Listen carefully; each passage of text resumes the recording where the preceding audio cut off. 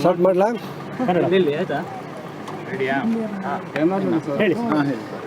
ಉಡುಪಿ ಜಿಲ್ಲೆಯಾದ್ಯಂತ ಶಾಲಾ ಕಾಲೇಜುಗಳ ಪರಿಸ್ಥಿತಿ ಶಾಂತ ರೀತಿಯಿಂದ ಇದೆ.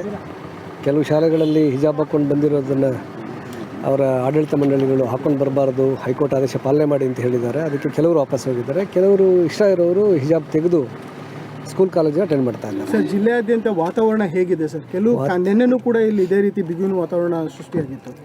ಇಲ್ಲ, ಇದು ಬಿಗುವಿನ ವಾತಾವರಣ ಏನಲ್ಲ. ಅವರು ಪ್ರಿನ್ಸಿಪಾಲ್ರನ್ನ ಕೇಳಿದರು, ಪ್ರಿನ್ಸಿಪಾಲ್ ಅಲೋ ಮಾಡಲಿಲ್ಲ, ಅದಕ್ಕೆ ವಾಪಸ್ ಹೋದರು ಅಷ್ಟೇ. ಜಿಲ್ಲೆಯಲ್ಲಿ ಪರಿಸ್ಥಿತಿ ಶಾಂತವಾಗಿದೆ. ಬೇರೆ ಎಲ್ಲೂ ಈ ರೀತಿಯಾದಂಥ ಒಂದು ವಾತಾವರಣ ಭದ್ರತೆ ಎಲ್ಲ ಶಾಲಾ ಕಾಲೇಜುಗಳಿಗೆ ಭದ್ರತೆಯನ್ನು ಸೂಕ್ತ ವ್ಯವಸ್ಥೆಯನ್ನು ಮಾಡಿದ್ದೀವಿ ಸರ್. ಅದು ನಿನ್ನೆ ಪೋಷಕರು ಎಲ್ಲ ಕಡೆ DC ಕೊಟ್ಟಿದ್ದಾರೆ.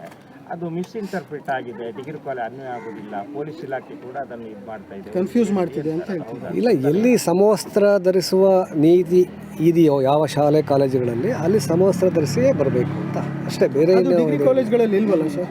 ಅದು only applicable to the PU college ಅಂತ ಹೇಳಿದ್ದಾರೆ. ಹೈಕೋರ್ಟ್ ಅದೇ ಹೇಳಿದ್ದಾರೆ. ಅಲ್ಲ, ಸಮವಸ್ತ್ರ ಇರೋ ಕಡೆ ಮಾತ್ರ ಇದು ಹಾಕ್ಕೊಂಡು ಬರಬೇಕು, ಕಂಪಲ್ಸರಿ ಅಂತ ಇದೆ.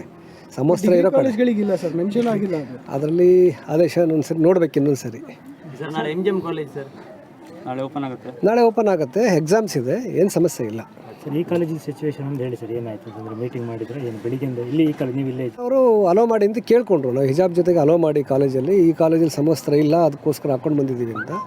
ಅವರಿಲ್ಲ, ನ್ಯಾಯಾಲಯದ ಆದೇಶ ಇರೋದ್ರಿಂದ ನಾವು ಅಲೋ ಮಾಡೋಕ್ಕೆ ಬರೋದಿಲ್ಲ ಅಂತೇಳಿ ಪ್ರಿನ್ಸಿಪಾಲ್ರು ವಾಪಸ್ ಕಳಿಸ್ಕೊಡ್ತಾರೆ. ಎಷ್ಟು ಜನ ಹೋದರು ಸರ್? ಸೊ ಒಂದು 25ರಿಂದ 30 ಜನ ಹೆಣ್ಮಕ್ಳಿದ್ದಾರೆ. Sir, 1 or 2 sentences